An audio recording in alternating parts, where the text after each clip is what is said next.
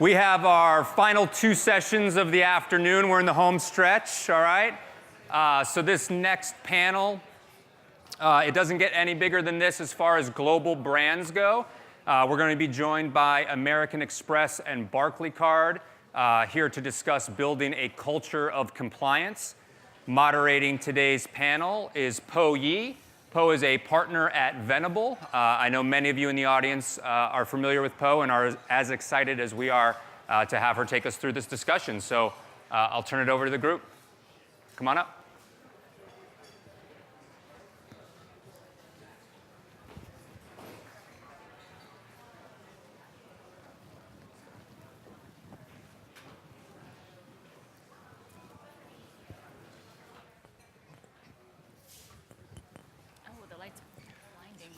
Very bright.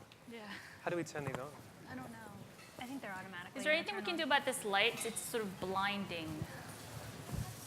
No? I'm going to face this way because it's hurting my eye. Yes, I need my sunglasses.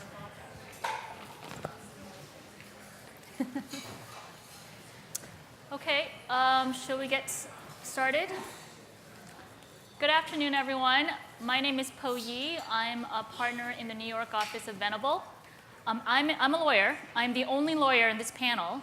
And I promise I won't be talking about legal stuff, but we are going to talk about compliance things. My practice is, a large part of my practice is advertising compliance, helping companies, including financial services companies and credit card companies, figure out a way to stay compliant and still be able to engage in exciting marketing activities. Adam, who is sitting to my right, is somebody that I worked with when I was at American Express. Several years ago, 3 years ago, I was a chief marketing counsel at American Express.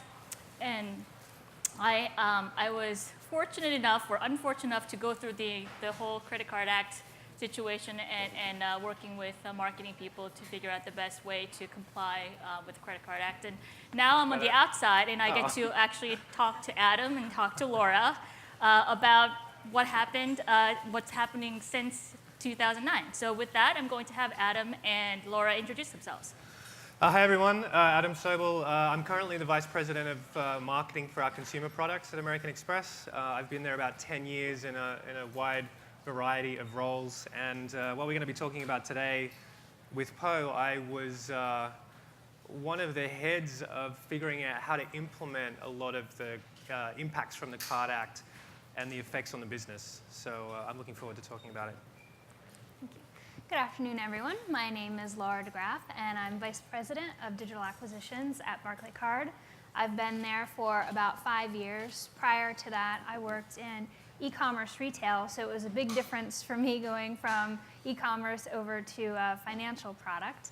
And I wear many hats at Barclaycard. In addition to digital acquisitions, I also head up our compliance monitoring area as well. Great. It's been 7 years since the Credit Card Act, and I think based on the 2015 report from CFPB, we have some good news, right? Unlike some of the other panels, I think credit card marketing is no longer sort of in the trenches. I think we have some good news to share. And it's about time. It's about time. So what we'd like to talk about today is we'll start out with the first question, which is how is your organization, both Amex and Barclays, really what are the changes that you had to make in order to create a culture of compliance to comply with the Credit Card Act? Sure. There are a lot. So anyone else who may have felt the pressure of this? When it came to us, it felt like the weight of the world was on us, trying to digest what it was, what it meant for us. And I think in the brief moment we had to take a step back and really reflect, I think first and foremost, we really were not structured in a way that would enable us to be compliant. So when I look back and think about how we were structured, marketers at that point in time really kind of did everything. They were a master, not a master of one particular thing, but did a ton of stuff. So when you think about executing a marketing campaign, all marketers touched all systems. There was no central controls. There wasn't any real structure around making sure that what we were putting out to market was correct, that it was something we could fulfill on with customers every single time.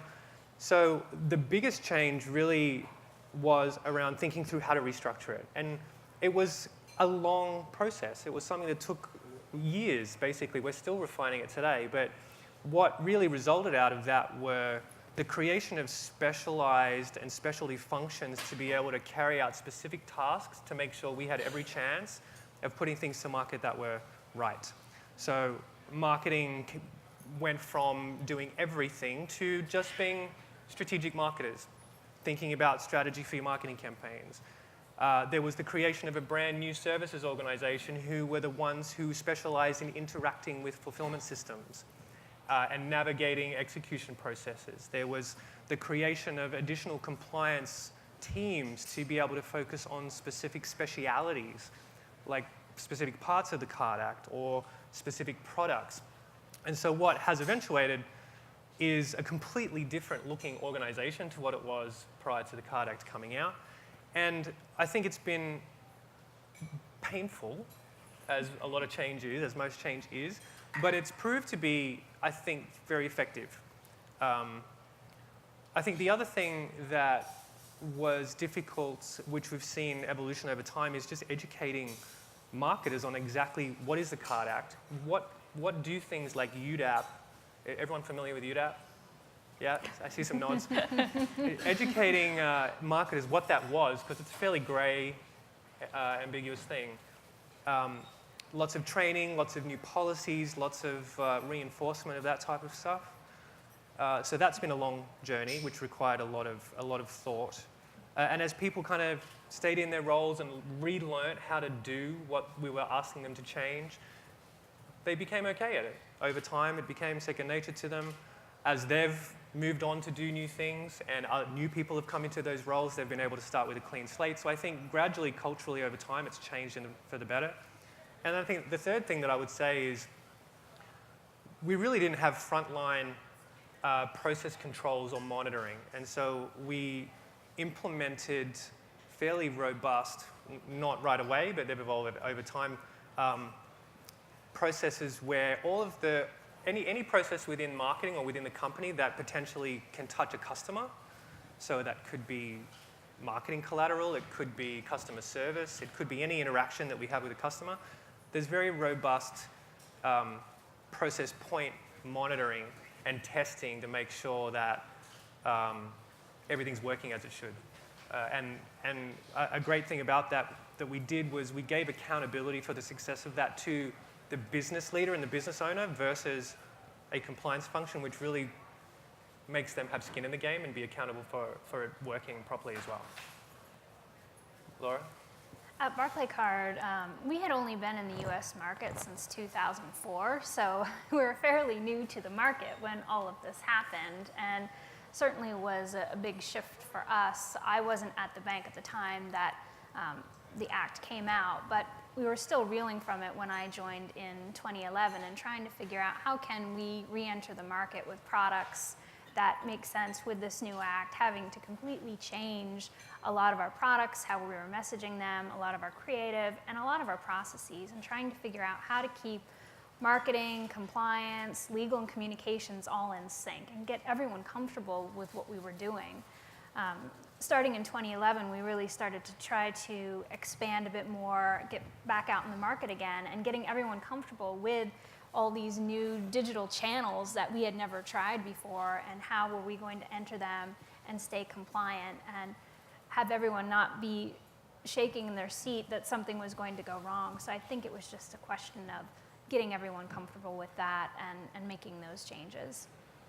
And would you say, in terms of building this culture of compliance, what kind of role did technology play, and how much investment did you have to make in technology to make this happen? Technology was a big piece for us. At the point that we really started entering the affiliate market, which was late 2012, we had nothing in place. It was all done manually.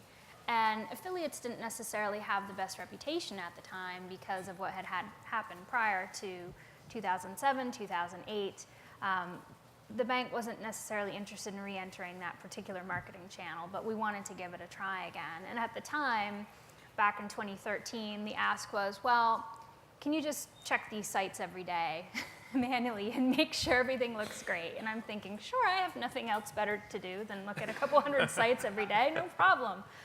So we realized that we had to figure out some sort of a solution. And we started going to our affiliate networks and asking them, well, is there any way you can help us? And we realized the onus was on us. We could not rely on our affiliate networks to do this for us. We had to figure out another way. And that's when we started talking to PerformLine and realized that they had a solution that would allow for them to do exactly what we had been trying to do manually. We had tried to do spot checks. Even once a month, we would go and try to look at sites and find things, but we realized that there was so much out there that we just didn't know existed. And even if you checked every single site you knew, if you had a list, let's say, of 200 sites, and you have somebody go through over the course of a month and check those 200 sites, that's not the only thing that's out there. And I used to have people from legal and compliance coming up to me and saying, hey, I found this website here. What is this? Is this one of our affiliates? And I'd say, no. And they'd say, well, this is wrong. How come this is out there like this? I can't control the internet. I'm not a wizard, and I can't wave a wand around and have things be correct all the time. So we realized at that point technology was the only way to go. So that's when we started working with PerformLine in 2014 and rolled that out and helped to get in place what we had tried to do with human manpower and failed. I'll give a different perspective. So I echo what Laura said, dealing with certainly digital partners especially, but I'll give an answer more internally focused. So we had to make significant investments in technology just to help out the organization in the new structure that we were putting them in. So if you think about going from a situation where you've got one person doing almost everything to lots of different groups handing off things to one another, we, I think, quickly realized we needed to make investments in things like workflow tools and data repositories and creative storage and vehicles to store and marketing copy and terms and conditions and all of those fun things, and make it easily accessible for everybody to use and reuse and all that kind of stuff. So where we made some significant investments in technology was to facilitate a more compliant process and actually make it easier for those interacting with the processes to do their job properly. Were there challenges in trying to change the culture of the people working there, in trying to have them use technology as part of their daily, day-to-day jobs? Of course. Of course, there are always, and I think even the best change management experts can come in and design a robust program, and you're still going to have problems. I think a couple of learnings we had was when you're making a transition from one technology situation, platform to another, you obviously have your training sessions and your manuals that you give out, and you try to have change champions on the floor and all that kind of stuff. But if you can actually switch off one as close to the time as you turn on the other with as minimal overlap, it really forces people to get in the game on the new technology platforms, because if they can't execute marketing campaigns, then they really can't be effective at their job. So they've got to jump on board or else. So I learned that was a learning we had. We left them running parallel for a little bit too long. Would you say for Barclays Card, since you're talking about your partners and having them can impose using technology on them, there have been some challenges in doing that? Yeah, there's definitely been challenges internally and for our partners. I think internally, getting everyone on board with it, getting everyone to trust this technology, that it's doing what it says it's going to do. We can say, oh yeah, it's crawling these sites every single day, taking a screenshot and archiving it. But the tool is only as good as the rules that you put in. It's garbage in, garbage out. If you don't have the right rules in place, it's not going to be finding things that you want it to. So I think there was a learning curve there, figuring that out, getting it set up the right way, and then having our compliance team go in and do spot checks to see, oh yeah, it is working as we thought it would, and getting them comfortable with that. And then I think for our affiliate partners, it was sort of like the Wild West, where when we started, people were doing whatever they wanted. They knew we wouldn't necessarily be able to find that something was wrong. And when we first started, I think we were monitoring around 3,000 pages per day that we were scanning. And we found that about 1 in 13 pages that we scanned had a problem. Today, we're scanning around 15,000 pages per day, and we're finding that 1 in 81 pages has a problem. So now at this point, the affiliates are somewhat policing themselves in some respect, in that they know that we're checking and that things are going to be discovered, whereas before they wouldn't have. So I think getting them used to the process of the tool finding something wrong, getting an outreach from the PerformLine team to fix it, and over time, PerformLine also adjusted the Perform Match tool to have a dashboard that the affiliates could log into and see all of their tickets that had been entered. Before that, we were sending out all these emails and spreadsheets and trying to keep track of what was fixed and what wasn't fixed, and so that really helped to streamline that process and get everyone comfortable with the tool, so that the turnaround was very quickly, and most of the time things are fixed within less than a day.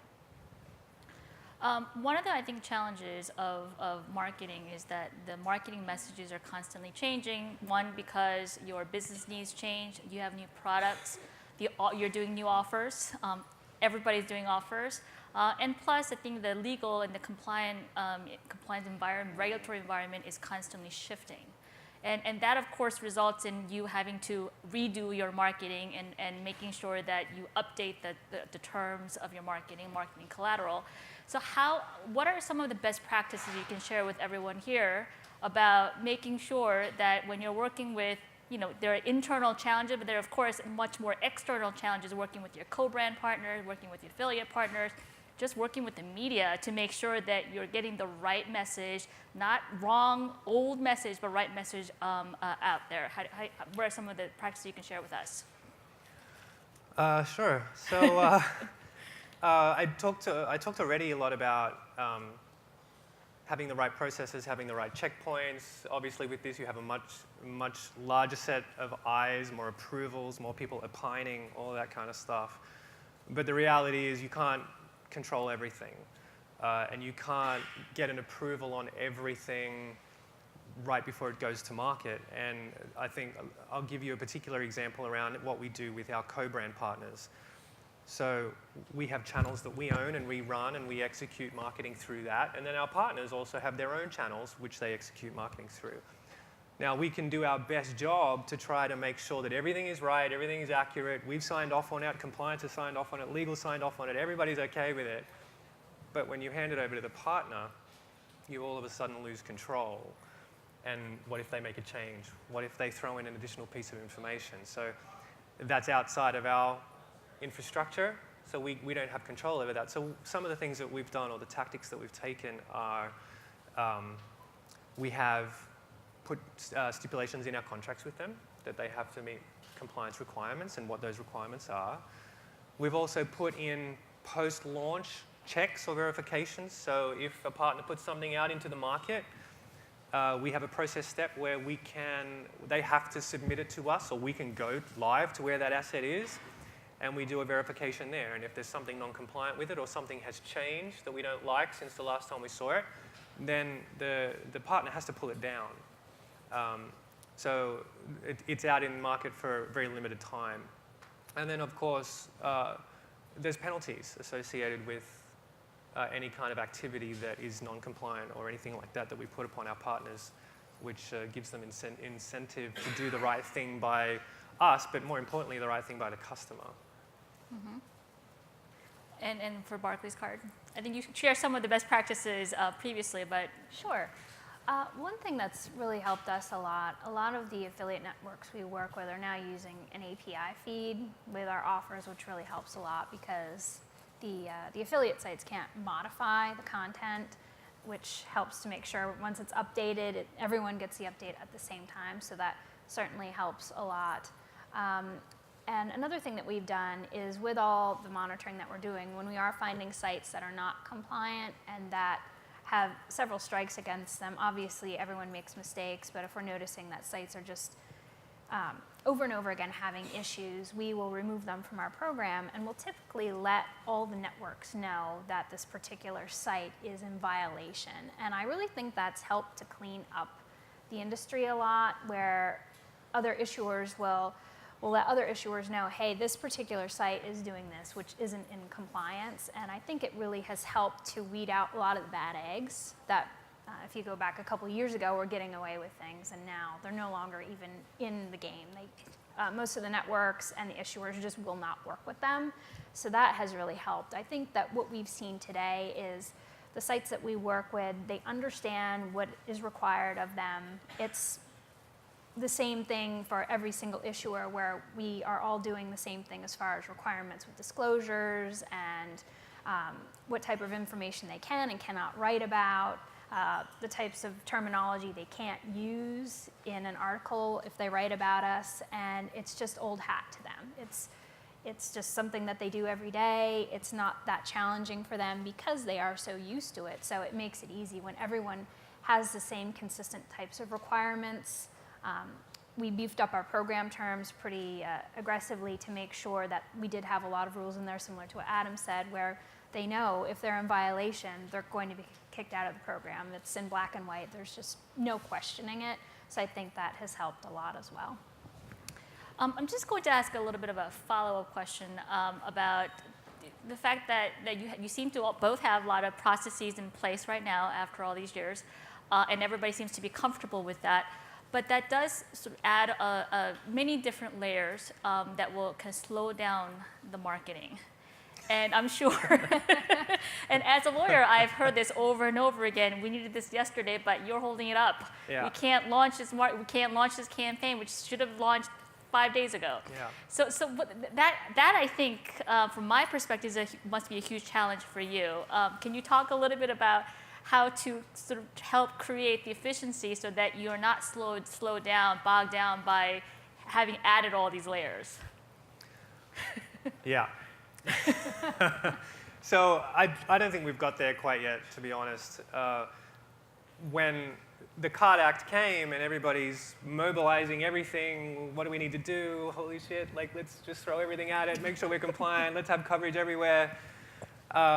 We've been able to get to a point where we're confident in what we're putting to market and it's the right thing for the customer. But, you know, over the course of reacting very quickly and it evolving over time, there's a lot of duplicative reviews. There's a lot of additional sets of eyes that probably don't need to be there. It's become somewhat of an inefficient way to do it.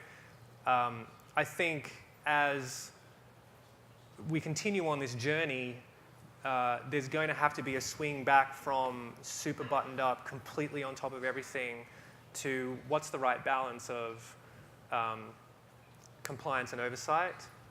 What's the minimal amount of people that need to opine on something? What's the minimal amount of people that need to touch something for us to be comfortable that we're going to be putting something out that's right? And we're frankly still on that journey, very much on that journey to try and get there. And Laura, for you as well? Yeah, it's definitely been a challenge for us. Legal is a big bottleneck for us, and we're trying to get to the point where we have standardized copy in a legal library that we can use over and over again that's pre-approved. We haven't been as successful as we would like to be. And the other thing that we're finding challenging is sometimes communications will have one viewpoint on copy and legal will have another.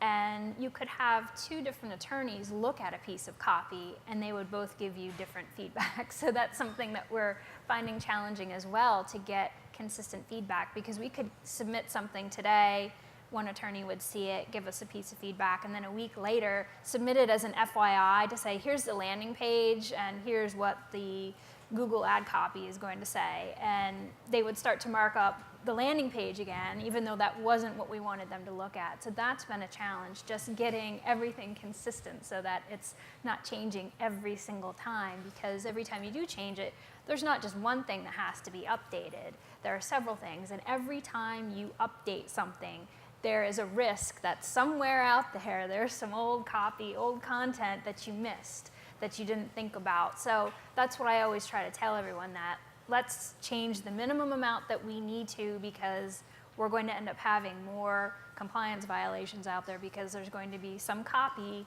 that gets missed. And I think that's, people are starting to understand that when they see how many touch points we have in digital, that it's landing pages, that it's banner ads, that it's thousands of affiliate pages, that it's paid search ads, you name it. All of those things could potentially need to be updated. It makes me feel better to hear that we have the same problems, same challenges. So we just have time for one more question for us, for the panel. So my last question is going to be, looking ahead. It sounds like the companies, at least the larger companies, have invested a lot of time and resources into trying to create a culture of compliance where compliance and legal are not necessarily bad words anymore. That's good for me. There's collaboration constantly. But looking ahead, what do you think, if you had a crystal ball, where do you see the biggest challenges? What are some of the things that you see ahead of you in terms of trying to continue with the culture of compliance, and yet trying to do some things now a little bit more creative to win on the marketing side? Right. So I'll pick two areas. One I just spoke about. We need to find a better way to be more efficient in being compliant. So continued evolution on process, continued evolution on thinking as well from those people who really need to have a say in what is right and what is wrong. Evolution in their thinking as well. And I think, regardless of whether you agree of everything that's in the CARD Act, I think as a whole, I think it's a great thing for the consumer. And what it has led to is basically fact-based marketing. Right? There's not a lot of creativity in it anymore. So I think the pendulum has swung from one spot way over to the other end, and I think it needs to swing back a little bit. So we need to find the right way to be marketers and to be creative and appeal to the emotional leniencies of our customers and our prospects. And right now we're not able to do that. So I think the future for us is efficiency and trying to get the pendulum back a little bit to become creative marketers, which is what people who go to marketing school and come to work for our companies want to be, and we can't allow them to be that right now. Laura? I think for us, the challenge is to get everyone to understand that compliance is not a cost, that it's an investment. Someone had mentioned that earlier today in one of the speeches, that you have to do it in order to make money. You have to be compliant. You have to invest in that. And right now, I think that it's looked at as a part-time job for marketing that someone does on one side of their desk in addition to everything else that they need to do. It's really a full-time job, and to get additional investment and backing in that as its own area of excellence, I think that's one of the biggest challenges that we have today is getting everyone on board with that. Great. We have a few minutes, so if anybody would like to ask a question, you're welcome to do that. But I wanted to thank the panel. I think we don't really know what's going to be happening in the future. I think the technology, the innovations are happening almost daily, will probably change the marketing side of the credit cards as well. And it'll be very interesting to see what happens the next 2 to 3 years. Agreed. So thank you very much. Thank you.